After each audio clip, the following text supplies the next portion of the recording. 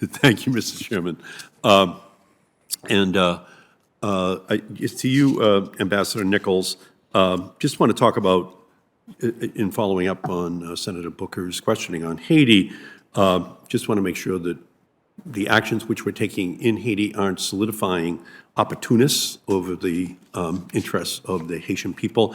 And I saw where you met with representatives of the Montana group, made up of Haitian citizens and civil society leaders in late September. What were your takeaways from that meeting in terms of how the United States should move forward with an inclusive Haitian-led focused policy?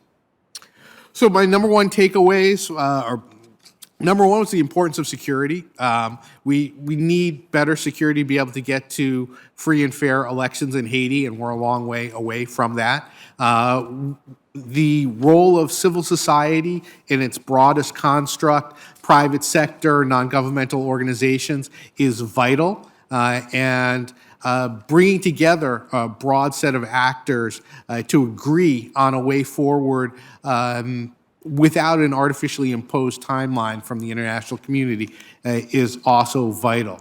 Those would be my main takeaways, sir.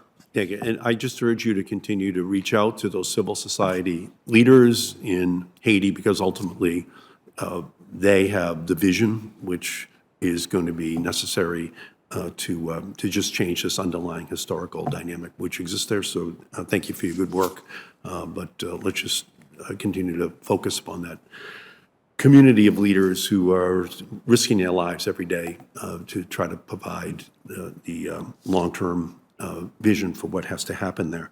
On the subject of, yes, sir. Absolutely, Senator. Yeah, thank you. On the subject of climate change, the science is clear on the fact that climate change is an underlying driver of widespread humanitarian crisis and displacement throughout Latin America and the Caribbean.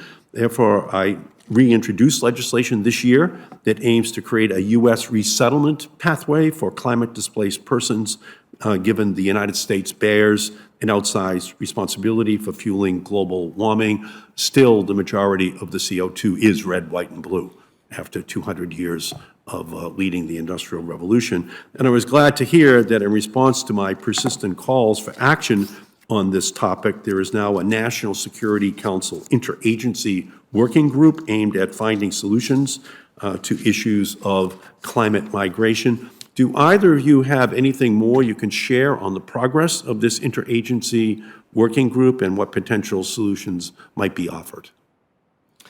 Thank you, Senator. I have not participated directly in that specific conversation, but I can tell you that climate change and its effects on the countries in our hemisphere is a central concern that I have. I had the pleasure of participating with Vice President Harris in her meeting with Prime Minister Mia Mottley of Barbados, and that was a key topic in that conversation. We are integrating climate issues into all of our diplomatic engagement throughout the hemisphere, and we are actively focused on mitigation measures for those states most at risk, as well as adaptation, particularly in the energy sector. Yeah, well, I would urge you to continue to stay very engaged on this very important issue.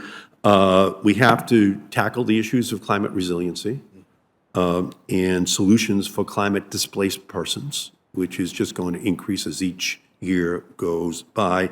And if we're doing that, we're actually working on one of the underlying drivers of mass migration coming out of Latin America, coming out of the Caribbean.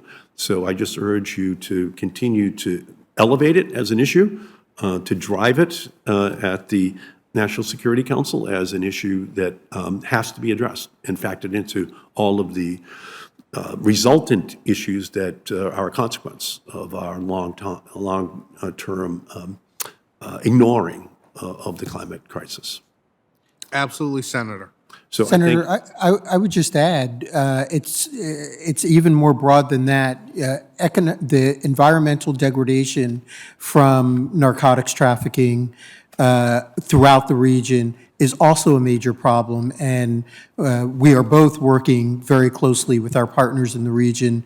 We've seen the effects of illegal mining. We've seen the effects of runoff from waste from drug trafficking or drug production areas in Mexico and in Colombia, and we are working to raise that as well. Thank you. Thank you both for your great work. Thank you. Thank you.